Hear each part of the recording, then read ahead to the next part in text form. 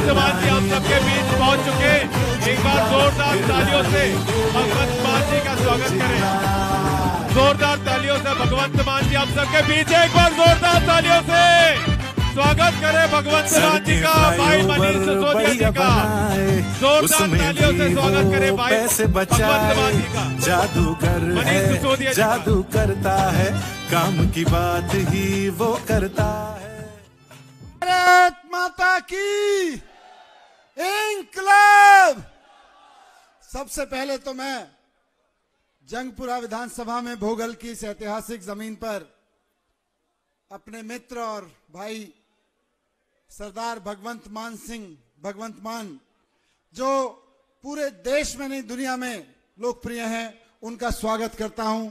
और मैं जंगपुरा के अपने भाइयों बहनों से कहना चाहता हूं, जोरदार तालियां बजा के उनको बताइए कि जंगपुरा की जनता, भोगल की जनता कितना प्यार करती है, उनको कितना सम्मान करती है। बहुत देर से सब लोग यहां बैठे हैं और जिस वक्त हम और आप यहां बैठे थे, भाई भगवंत मान जी उस समय दिल्ली के पानी के लिए चुनाव आयोग में लड़ रहे थे कि ये हरियाणा वाले गलत कर रहे हैं। दिल्ली के पानी के लिए अभी लड़ाई लड़के आ रहे हैं वहां।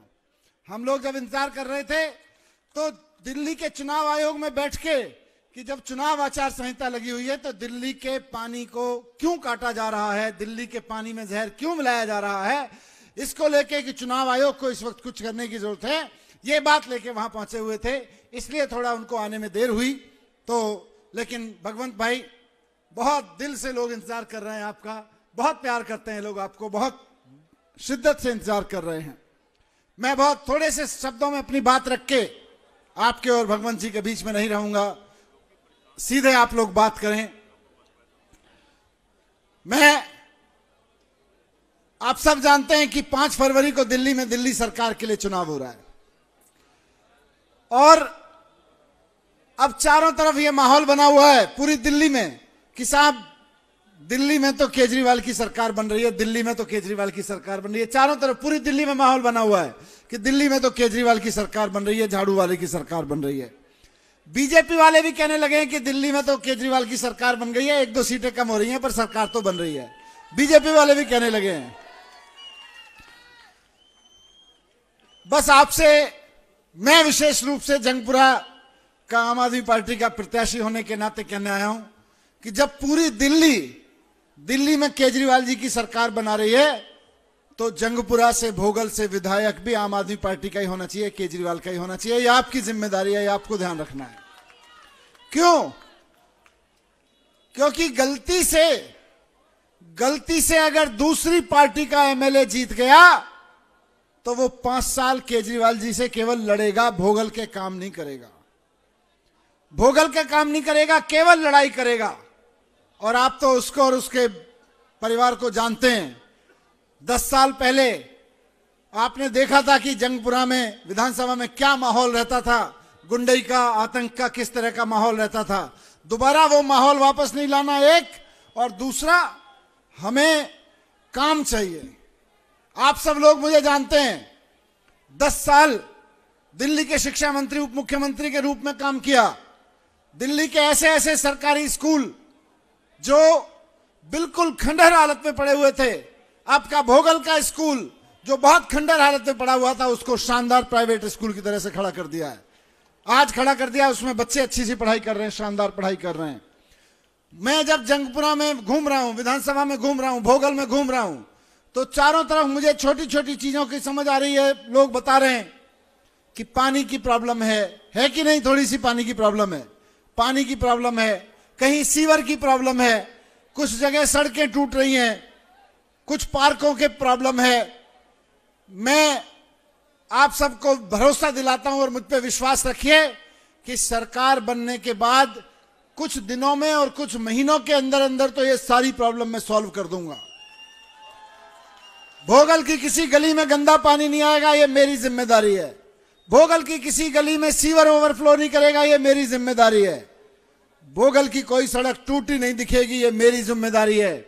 और भोगल वासियों के लिए, जंगपुरा वासियों के लिए, आसपास के लिए एक सबसे बड़ी चीज जिसका भोगल के व्यापारी बहुत शिद्दत से इंतजार कर रहे हैं, वो है भोगल के मार्केट की पार्किंग। 800 कारों की पार्किंग बन के खड़ी है, लेकिन किसी की घटिया राजनीति की वजह से वो बन के खड़ी है।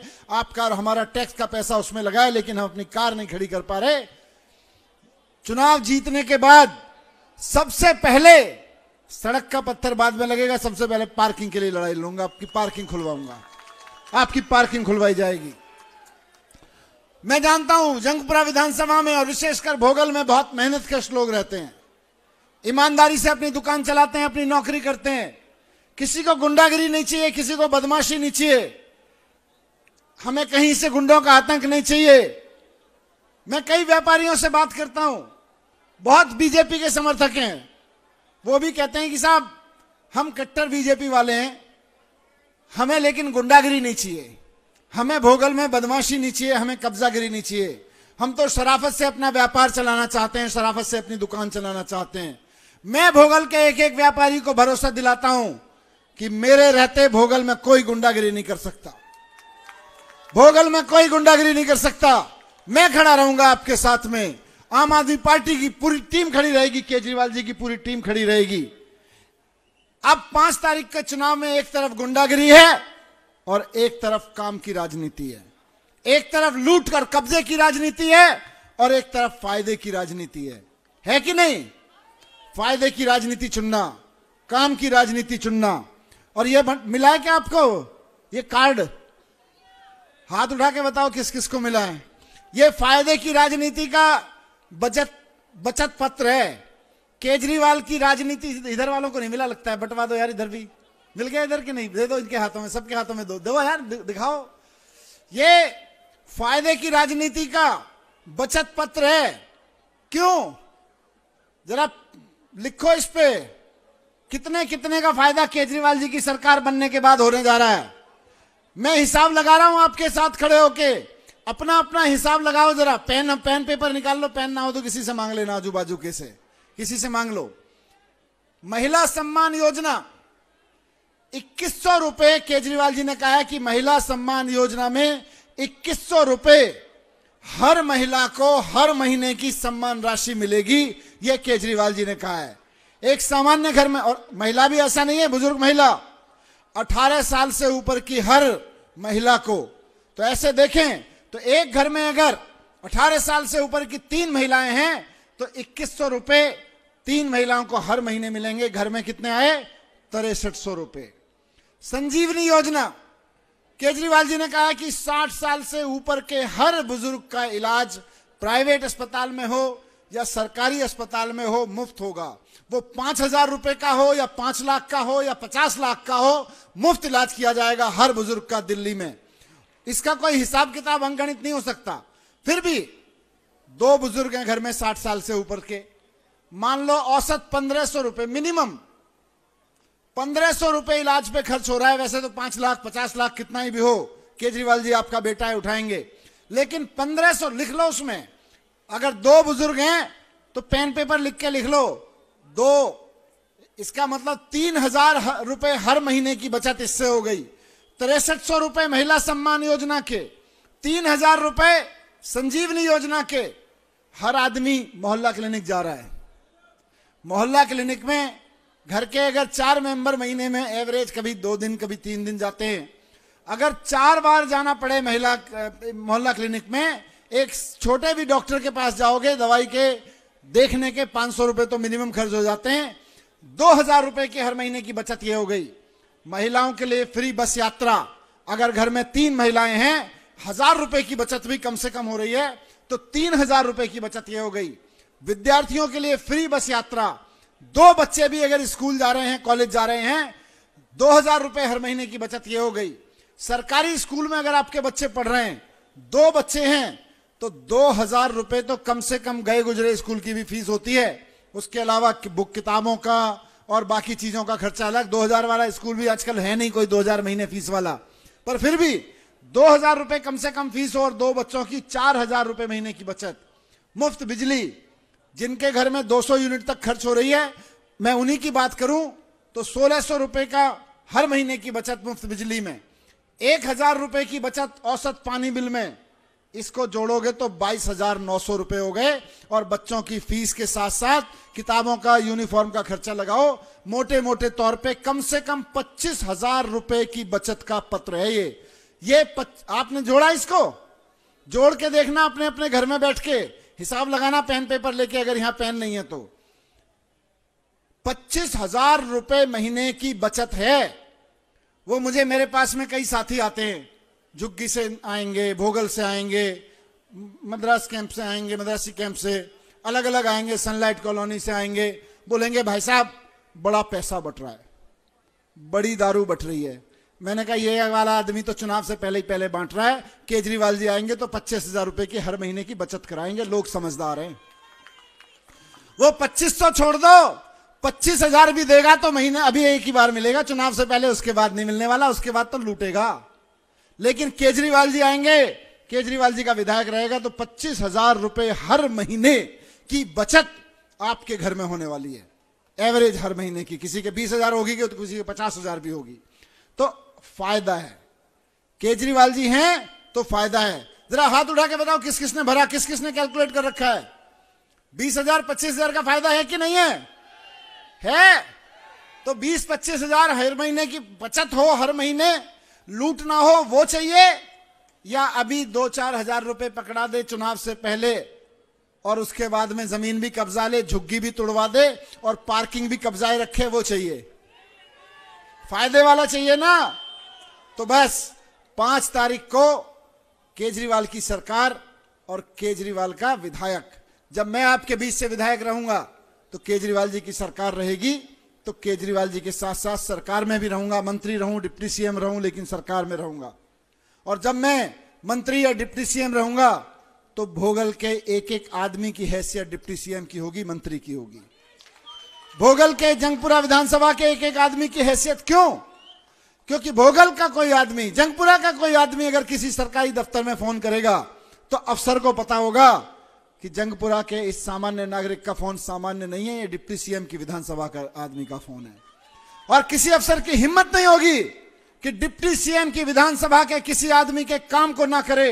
उसकी गली में अगर पानी बह रहा है तो मेरे फोन की भी जरूरत नहीं पड़ेगी, आपके फोन पे भी उतनी एक्शन होगा जितना डिप्टी सीएम के फोन पे होगा, ये मैं सुनिश्चित करूंगा। आपकी गली में अगर गंदा पानी आ रहा है तो उसको साफ करने के लिए अफसर उसी स्पीड से दौड़ के आएगा जिस स्पीड से मेरे कहने पे दौड़ के आएगा। ये ताकत हो जाएगी आपके फोन की, आपके एक फोन की किसी सरकारी दफ्तर में। मैं आपको बहुत बहुत धन्यवाद करता हूं, इतनी बड़ी संख्या में आप आए, और सबकी तरफ से मैं मान साहब का धन्यवाद करता हूं, भगवंत मान जी का, मेरे मित्र हैं, बहुत अच्छे दोस्त हैं हम लोग, लेकिन फिर भी जंगपुरा विधानसभा में चुनाव लड़ाने के लिए आप आए हैं मुझको मेरे साथ।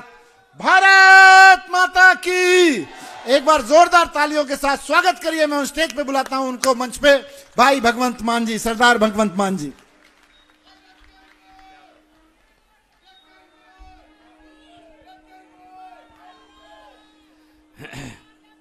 थैंक यू जी, थैंक यू, बहुत बहुत शुक्रिया, बहुत बहुत धन्यवाद।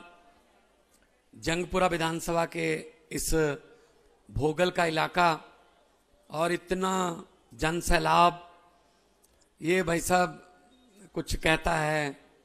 ये कहानी तो आप लिख चुके हैं, बस 5 तारीख को एक फॉर्मेलिटी बाकी है। सबको मेरी तरफ से सबसे पहले नमस्ते, सत श्री अकाल। इनकलाब इनकलाब बोले सोनिहाल। तो मेरे से पहले बड़े भाई और मेरे परम मित्र मनीष सिसोदिया जी बहुत डिटेल में आपको बता के गए कि अपने वोट का सही इस्तेमाल करना कैसे सही रहेगा। क्योंकि जो आज मैं दिल्ली में घूम रहा हूं, मैं पहले भी, इससे पहले मैं एक दिन मैं बुराड़ी गया, बवाना गया, नरेला गया, रिठाला गया, तिलक नगर गया, हरिनगर गया, उसके बाद आज विश्वास नगर में था, अभी इलेक्शन कमीशन के यहां गया था, दिल्ली की कुछ समस्याएं थी पानी की, मैं शहादरा गया, करोल बाग गया, मैं गली गली में घूम चुका हूं। और लोगों का यही इस बार एक ही कहना है कि भगवंत जी बस आप बेफिक्र हो जाइए, हमारे लिए तो हमारा छोटा भाई भी है, छोटा बेटा भी है, कोई कहता हमारा बड़ा भाई है, कोई कहता बेटे की समान है, वो है अरविंद केजरीवाल, आप बेफिक्र हो जाइए। देखो, सबसे पहले इन्होंने बीजेपी वालों ने क्या किया, अरविंद केजरीवाल और मनीष सिसोदिया की जोड़ी को तोड़ने की कोशिश की। साहब को किसी ने बता दिया, लाट साहब बैठे हैं जो, उनको किसी ने बता दिया जी प्राइवेट स्कूलों में एडमिशन नहीं हो रही, सरकारी स्कूलों में बच्चे प्राइवेट स्कूलों से निकाल कर सरकारी स्कूलों में भर्ती करवाए जा रहे हैं, और सरकारी स्कूलों के बच्चे आईआईटी की, आईआईएम की, जेई की परीक्षा पास कर रहे हैं। तो सर प्राइवेट स्कूल वालों से हमने जो ये कर रखा था काम, वो मना कर रहे हैं। अब वो कह रहे हैं हमारे कस्टमर कम हो गए। तो साहब ने पूछा किसने किया ये काम, वो बोले जी मनीष सिसोदिया ने, चलो उठा के जेल में फेंक दो। जेल में फेंक दिया। फिर एक दिन लाट साहब के पास कोई गया कि सर सरकारी अस्पतालों में बहुत अच्छा इलाज होने लगा है, फ्री इलाज होने लगा है, जो शीशे वाले हमने कमीशन पर बनवाए थे, बड़े बड़े अस्पताल जो जाते ही कहते हैं बहुत टाइम पे पहुंच गए, 5 लाख जमा करवा दो, बस सीधा सर्जरी करनी है, वो सर आनाकानी कर रहे हैं अब पेमेंट से। तो साहब ने पूछा किसने करवाया, बोले सतिंदर जैन ने, उठा के अंदर फेंक दो। सतिंदर जैन को अंदर कर दिया। फिर कहे जी राज्यसभा में हमारे खिलाफ बहुत बोलता है, पूरा देश उनको सुनता है, कौन है, संजय सिंह, उठा के अंदर फेंक दो। फिर बोले जी ये सबको डायरेक्शन कौन देता है, अरविंद केजरीवाल, उसकी नीयत साफ है, वो सारे कामों के लिए इनको कहता है कि कर दो काम, कर दो काम, तो उठा के अंदर फेंक दो। भाई साहब सारे नेता हमारे उठा के अंदर फेंक दिए।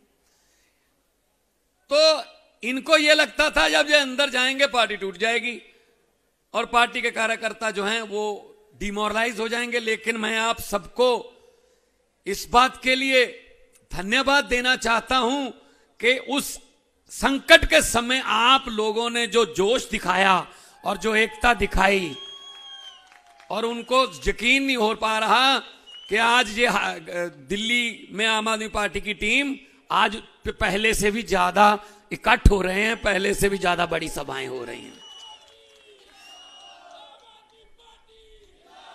क्योंकि हम वो पत्ते नहीं जो शाख से टूटकर गिर जाएंगे, हम वो पत्ते नहीं जो शाख से टूटकर गिर जाएंगे। आंधियों को कह दो अपनी औकात में रहें।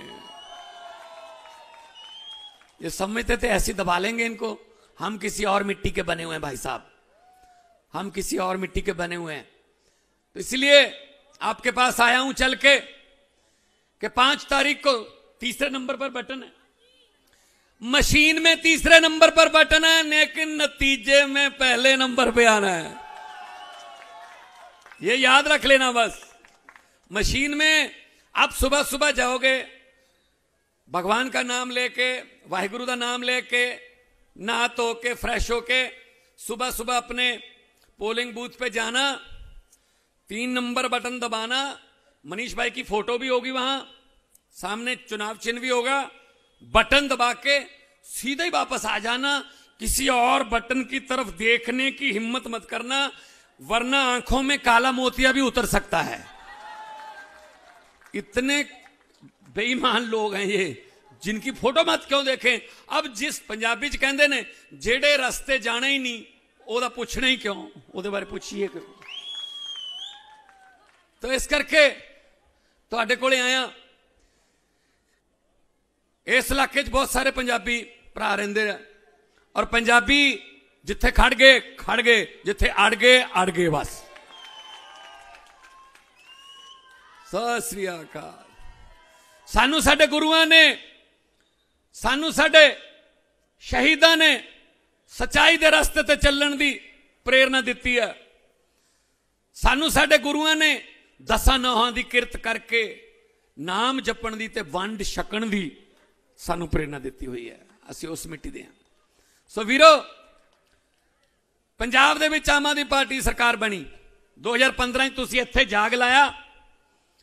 वो सियाणे कहंदे आ कि दही जिन्ना मर्जी जमाना होवे, जाग दा तां 1 चमचा चाहिदा हुंदा। तो असीं दिल्ली तो 1 चमचा जाग दा ले लिया, असीं पंजाब च दही जमा लिया 2022 च। ईमानदारी दा दही उत्थे भी जम गया।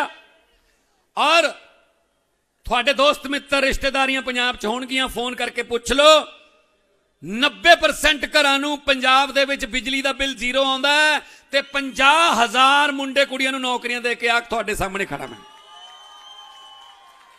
1 रुपया भी किसी का रिश्वत का लग्या होवे जां कोई सिफारिश लाउणी पवे तां फोन करके पूछ के लांबा दे दिओ मैनूं कि जी 1 रुपया लग गया सी।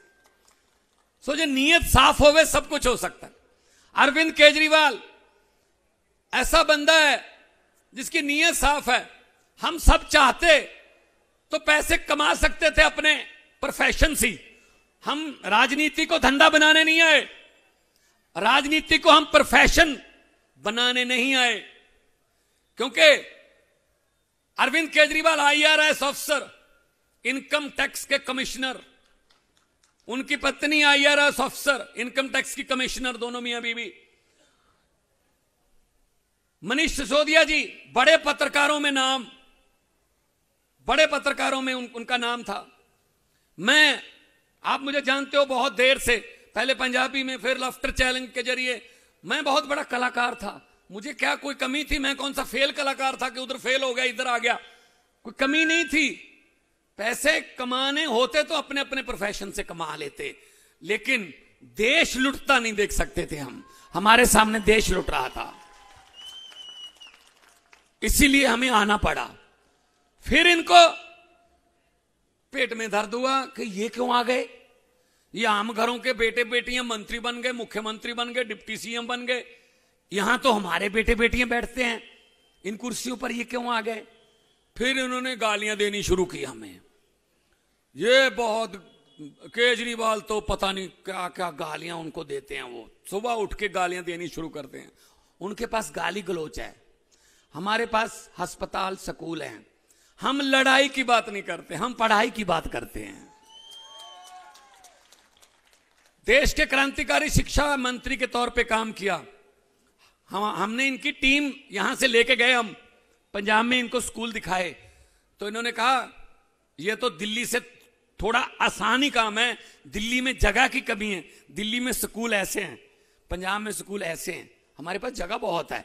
तो हमने ग्राउंड बना दिए, स्विमिंग पूल बना दिए, हमने स्कूल ऑफ एमिनेंस बना दिए। पहली बार हुआ है कि हमारे पंजाब के सरकारी स्कूलों से 158 बच्चों ने IIT का एग्जाम क्लियर किया है। टीचरों को हम फिनलैंड, सिंगापुर वहां लेके जाते हैं ट्रेनिंग के लिए, IIM अहमदाबाद ट्रेनिंग के लिए। और बच्चों को हम चंद्रयान 3 की लॉन्चिंग दिखवाने गए थे सरकारी बच्चों को। और फर्स्ट कौन आते हैं हमारे पंजाब में, चाहे वो बोर्ड के जितने भी एग्जाम हैं, 8वीं का, 10वीं का, 12वीं का, फर्स्ट आते हैं सरकारी स्कूलों के बच्चे। और उनमें ज्यादातर लड़कियां फर्स्ट आती हैं। हमारे बेटे बेटियां हमारी जो वो फर्स्ट आते। तो ये नीयत का काम है भाई साहब, वरना कुछ भी करिए, कहते रहो। 10-11 साल से दिल्ली में मोदी जी की भी सरकार है ना, लॉ एंड ऑर्डर उनके पास है और कई डिपार्टमेंट उनके पास है। क्या कर दिया 11 साल में? कुछ दिखा दें। 11 साल में 2023 तक, लगभग 2023 तक MCD उनके पास रही। तो MCD में क्या कर दिया हमें बता दें। कोई मुद्दा बताने को है नहीं, बस गाली गलोच, ये आग कर देंगे, ये वो कर देंगे। ये धर्म की राजनीति करते हैं, हम नहीं करते भाई साहब। सो इसके लिए मैं कह रहा हूं, इनके पास दिखाने के लिए कुछ नहीं है, बस लड़ाई है। मैंने पूरी दिल्ली घूमी है, मुझे पता चल गया बीजेपी के पास कोई एजेंडा नहीं, कांग्रेस का पूरी दिल्ली में मैंने देखा झंडा नहीं, और केजरीवाल जैसा किसी के पास डंडा नहीं। काम करवाना हो तो उसको काम करवाना आता डंडे से, चाहे धरना दें कैसे करें। तो इनका तो ये काम है भाई साहब, घूम रहे हैं, बड़े बड़े मंत्री ले आए, बड़े बड़े मुख्यमंत्री ले आए, दिल्ली की गलियों में घूम रहे हैं। ऐसे नहीं होता भाई। हुकूमत वो करते हैं जिनका दिलों पर राज होता है, यूं कहने को तो मुर्गे के सर पे भी ताज होता है। तो दिल पर राज कौन करता? केजरीवाल। और आप केजरीवाल के दिल में बसते हैं, केजरीवाल आपके दिल में बसता है। बात दिल की है भाई साहब, दिल दा मामला है, ये दिल दा मामला है। अपना दिल दा मामला है, बीजेपी का मामला ही गड़बड़ है। यही फर्क होता है। देखो ये जो नारे लगा रहे हो खुद लगा रहे हो, ये भड़ास है, 75 सालों की भड़ास निकल रही है। ये खुद ही लगा रहे हो नारे, दिल से लग रहे हैं। नारा दिल से जब लगता है ना तब मजा आता है। देखो आपको हम दिहाड़ी पे नहीं लेके आए, कोई लालच देके नहीं लेके आए, आप खुद आए हो। उधर देखो उनकी रैलियों में क्या होता है, उन्होंने दिहाड़ी पे लेके जाते हैं, 400 का वादा करके ले जाते हैं। और उन्होंने करना क्या होता है, ये देखना होता है 5-6 मिनट के बाद मोदी साहब सांस कहां लेते हैं, थोड़ा सा गैप आता है तो उनका फर्ज ये होता है मोदी मोदी मोदी। और बाद में दिहाड़ी भी नहीं देते यार, कब रो रहे थे बेचारे, कहते दिहाड़ी नहीं दी हमें। मैंने कहा 2-4 बार और कह देते शायद बन जाता काम यार। तो फर्क होता है ये नारे लगने में और वो नारे लगने में फर्क है। पिछली बार 2020 में रामलीला मैदान में रैली की मोदी जी ने, तो मैं भी यहीं था, प्रचार कर रहा था मैं भी, तब मैं एमपी था। दिन में मैं पार्लियामेंट जाता था, शाम को आपके यहाँ, आपके भी यहाँ आया था, भोगल में भी आया था पिछली बार। तो हम टीवी पे बैठ के देख रहे थे, बहुत काट था, बहुत बड़ी रैली थी। तो जब नारे लगे तो नारे मैंने सुने, तो मैंने अरविंद जी को कहा, मैंने कहा अरविंद जी मुख्यमंत्री बनने की तैयारी कर लो, जीत जाएंगे आप मुख्यमंत्री बनोगे। कहते आपको कैसे पता चला? मैंने कहा जी नारे सुन के बताया मैंने आपको। कहते नारे तो ठीक लग रहे हैं। एक मिनट, नारे तो ठीक लग रहे हैं यार।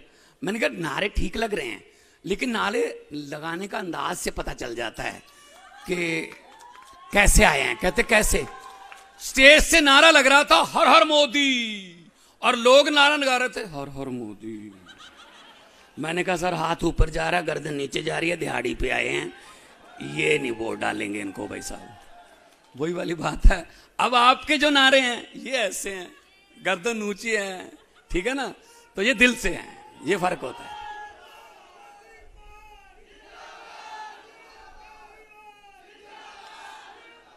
तो ये बात ये नहीं है कि हमें कोई शोहरत चाहिए या कुर्सी चाहिए। मुझसे पत्रकारों ने पूछा कि जिस कुर्सी पर आप पिछले 3 साल से बैठे हो मुख्यमंत्री, इस कुर्सी पर बैठकर बड़े बड़े उनके दिमाग खराब हो गए, आपका दिमाग क्यों नहीं खराब हुआ? मैंने कहा जी फर्क सिर्फ इतना है, पहले वाले कुर्सी पर बैठकर मशहूर होते थे, मैं मशहूर होकर कुर्सी पे बैठा हूं, ये फर्क है बस। सो हमें कुछ ये नहीं चाहिए। मैं पंजाबी दे विच एक तुहानूं चीज सुनाना।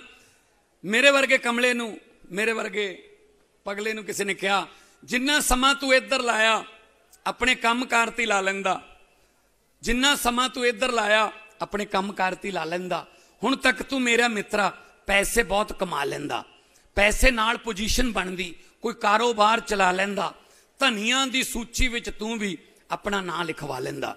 अगे जवाब आया, गल तां तेरी ठीक है मित्रा, मैं पैसे बहुत कमा लैंदा, धनिया दी सूची विच मैं भी अपना नाम लिखवा लैंदा, पर रुखां नाल छावां मिट इह समां सब नूं ढा लैंदा, किन्ने धनी हो तुर गए, कौन किसे दा नां लैंदा, कौन लिखदा फिर सच्ची गुरबाणी, जे नानक हट्टी पा लैंदा। अगर गुरु नानक देव जी दुकान खोलकर बैठ जाते तो फिर उदासियां करके सच का होका कौन देता पूरी दुनिया में पैदल जाके? तो फिर अगर गुरु नानक देव जी दुकान पर बैठ जाते, पंजे से पहाड़ कौन रोकता, सज्जन ठग जैसों को कौन सुधारता, मलिक भागो और भाई लालो की रोटियों के बीच में से फर्क कौन निकालता, कौन सी हराम की कमाई है, कौन सी हक हलाल की कमाई है। हर बात पैसे के लिए नहीं होती भाई साहब। तो पत्रकारों ने मुझसे पूछा 2022 में कि आपने 2020 में दिल्ली में और 2022 में पंजाब में ये बीजेपी की आंधी को कैसे रोक दिया। मैंने कहा इसमें तो कोई रॉकेट साइंस नहीं है। कितनी बताई तो सही ना। देखो पंजाब में रोक दिया आपने। पंजाब में पता हो कि बीजेपी की कितनी सीटें हैं? 117 में से 2। चाहें तो स्कूटर पर बैठकर भी विधानसभा आ सकते हैं। तो बोले कैसे रोक दिया दिल्ली में और पंजाब में आपने बीजेपी की आंधी को कैसे रोक दिया। अभी भी पत्रकार खड़े हैं, उनको बता देता हूं, कोई रॉकेट साइंस नहीं है। मैंने पत्रकार से पूछा, मैंने कहा बीजेपी का चुनाव चिन्ह क्या है? बोले कमल का फूल। मैंने कहा आम आदमी पार्टी का चुनाव चिन्ह क्या है? बोले झाड़ू। मैंने कहा कमल का फूल कहाँ उगता है? बोला कीचड़ में। मैंने झाड़ू का क्या काम है? बोला कीचड़ की सफाई करना। मैंने कहा हमने झाड़ू से कीचड़ साफ कर दिया, पंजाब और दिल्ली में कमल उगे ही नहीं भाई साहब। आओ इकट्ठे होकर हमारे वोट को खरीदने वालों को और हमें बिकाऊ समझने वालों को जवाब दे दें कि हम बिकाऊ नहीं हैं। हम तुम्हारी जैकेट से, हम तुम्हारे जो 1100 रुपये बांट रहे हैं। अब मेरे भी 32 दांत हैं, मेरी बात कई बार सही हो जाती है। मेरी माँ भी मुझे कहती रहती है बेटा थोड़ा ध्यान से बोला कर, तेरी बातें सच्ची हो जाती हैं। मेरे मुंह से कल परसों निकल गया एक टीवी की इंटरव्यू में, मैंने कहा जो जूते बांट रहे हैं ना, यही जूते उनको पड़ेंगे। मैंने कहा अब देखना। तो ये भाई साहब लोकतंत्र है। लोकतंत्र में लोग बड़े होते हैं, नेता बड़े नहीं होते। और लोग जब चाहें आदमी अर्श पर और लोग जब चाहें आदमी फर्श पर। तो मैं ये कहने के लिए आपके पास आया हूं कि इनकी बातों में मत आना। ये बड़े बड़े वादे करते हैं। देखो पहले कहते थे अरविंद केजरीवाल फ्री की रेवड़ियां बांट रहा है। मोदी साहब कहते थे कि जी महिलाओं को बसों में फ्री कर दिया सफर, फ्री की रेवड़ी है। ये बिजली पानी मुफ्त कर दिया, फ्री की रेवड़ी है। ये स्कूलों में कोई फीस नहीं लगती, फ्री की रेवड़ी है। इलाज फ्री कर दिया, ये फ्री की रेवड़ी है। ये बुजुर्गों का इलाज करवा रहा है, जब बुजुर्गों को तीर्थ यात्रा पे लेके जा रहा है, फ्री की रेवड़ी है। जब इनको किसी ने बताया, वैसे आमतौर पे ये सुनते नहीं है किसी की, लेकिन कोई आ गया होगा बेचारा, किसी ने बताया सर केजरीवाल ने 2100 रुपया अनाउंस कर दिया और ये तो महिलाएं तो धड़ाधड़ रजिस्ट्रेशन करवा रही हैं क्योंकि केजरीवाल पर यकीन है कि वो 2100 देगा। वो ऐसे बात कहता नहीं है, हवा में नहीं छोड़ता। तो उन्होंने कहा फिर हम क्या करें? कहते फिर 2500 कर दो। तो 2500 कर दिया भाई साहब बीजेपी वालों ने। मुझे ये बता दीजिए या आप बीजेपी वालों से पूछ लीजिए कि जब अरविंद केजरीवाल करता है तो अरविंद केजरीवाल लोगों के टैक्स का पैसा लोगों को देता है तो कहते हो फ्री की रेवड़ी। ये 2500 वाला पापड़ कहां से लाए हो? अब 15 लाख आ गया, पहले 15 लाख आ गया, काला धन आ गया, 2 करोड़ नौकरी हर साल मिल गई। तो यकीन ही नहीं है, यकीन ही नहीं है। जब कुछ किसी भी बात को, हमारे प्रधानमंत्री जी तो किसी भी बात को कहीं से भी जोड़ देते हैं। मुझे एक टीवी इंटरव्यू में कहते हैं ये हमारा रैपिड फायर राउंड है, इसमें हम अभी आपको एक नेता का नाम लेंगे और अभी आपने उसके बारे में कुछ बोलना है, चाहे शेर बोल दो, चाहे कोई कुछ भी बोल दो। मैंने कहा चलो जी। कहते जी सुखबीर सिंह बादल। मैंने कहा जी पहाड़ों वाले स्कूलों में पढ़े हैं, पंजाब भी ना लिखनी आती है ना पढ़नी आती है, पंजाब का राजा बनना चाहते हैं, ये हो नहीं सकेगा। कहते जी कैप्टन अमरिंदर सिंह। मैंने कहा जी राजा लोग हैं, महलों में रहने वाले लोग हैं। जब मुगलों का राज था मुगलों के साथ थे, जब अंग्रेजों का राज था अंग्रेजों के साथ थे, जब कांग्रेस का राज था कांग्रेस के साथ थे, जब अकालियों का राज था तो अकाली दल के साथ थे, आजकल बीजेपी का राज है तो बीजेपी के साथ है सर। तो लोगों के साथ तो कभी हुए ही नहीं है। बोले अरविंद केजरीवाल। मैंने कहा जी भगत सिंह का शेर याद आता है कि इस कदर वाकिफ हो गई है मेरी कलम मेरे किरदार से, इस कदर वाकिफ हो गई है मेरी कलम मेरे किरदार से कि इश्क भी लिखना चाहता हूं तो इनकलाब लिखा जाता है। बोले जी अपना नरेंद्र मोदी। मैंने कहा जी किसी भी बात को किसी भी बात से कहीं से भी जोड़ तोड़ के बोल देते हैं, साथ में कहता मैं गारंटी देता हूं, और कहते हैं मेरा पुराना नाता, हर बात से कह देते हैं। कहते कैसे? मैंने कहा पिछले दिनों चंद्रयान की जो थी ना लॉन्चिंग, वहां पे प्रधानमंत्री जी गए और लाइव चल रहा था। मैंने कहा मैं भी देखूंगा भाई, देश का चंद्रयान जा रहा है, चांद की तरफ जा रहा है देश। तो वहां उन्होंने प्रधानमंत्री जी ने भाषण दिया कि मेरा, वो इसरो वाले करते हैं ना, वो इसरो श्रीहरिकोटा से, तो उन्होंने कहा मेरा इसरो से बहुत पुराना नाता है। मैंने सोचा भगवंत मान, ये इसरो तो पढ़े लिखों का काम है, ये तो साइंसदानों का काम है, और साइंस वैसे भी साइंस का विषय 10वीं के बाद शुरू होता है, तो इनका क्या नाता भी इसरो से? मैंने कहा कैसे जोड़ेंगे नाता? कहते जब मैं पढ़ाई करता था स्कूल में, 3री 4थी कक्षा में पढ़ता था, तो पढ़ाई में मेरा हाथ तंग था। हर टीचर सबसे पहले आके क्लास में मुझे कहता था तू अब इसरो में बैठ, अब इसरो में, अब इसरो में, अब इसरो में। इसरो से मेरा पुराना नाता है। क्या करें भाई साहब, देश के पल्ले पड़ गए, क्या करें अब? करें क्या? मुझे ये तो बता दो, करें क्या भाई? सुनना पड़ेगा अब। कहते नाली के पानी की गैस से चाय बन सकती है। कहते बादलों में अगर जहाज उड़ालें तो रडार काम नहीं करता। बताइए भाई साहब क्या क्या चल रहा है यार देश में। तो मैं, जब उन्होंने कहा, एक सबसे मुश्किल क्वेश्चन कर दिया कि भगवंत मान अपने बारे में मैं क्या बोलूं। मैंने कहा जी अगर मैं अपने बारे में बोलना चाहूं तो यही कहूंगा, जे मैं देखा अमला बल्ले तक कुछ नहीं मेरे पल्ले, जे मैं देखा अमला बल्ले तक कुछ नहीं मेरे पल्ले, जे मैं देखा लोकां दी रहमत बल्ले तो बल्ले बल्ले बल्ले बल्ले। दोनों हाथ ऊपर उठाकर 2 नारे लगा दो, इनकलाब। थोड़ा सा इधर इंडिया गेट, इधर इधर इधर इधर तक पहुंचाओ, थोड़ा पता चले भी कुछ हो रहा है जंगपुरा में। इनकलाब, इनकलाब, भारत माता की बोले सोनियाल। बहुत बहुत दिल से आभार, इतने प्यार से सुना। आराम से जाइएगा, बच्चे भी हैं, बुजुर्ग भी हैं, माएं बहनें भी हैं। लोगों को अक्सर कहते सुना है जिंदा रहे तो फिर मिलेंगे, लेकिन इस पंजाबी दिल ने कहा है मिलते रहे तो जिंदा रहेंगे। जब मर्जी बुला लेना, आपके यहाँ आते रहेंगे। बहुत बहुत मुबारक मनीष भाई को, उनकी टीम को, कि इतना बड़ी सभा उन्होंने आयोजित की, मान बढ़ाया, और आज के बाद दिल्ली की, जंगपुरा की नहीं पूरी दिल्ली की हवा बदल जाएगी।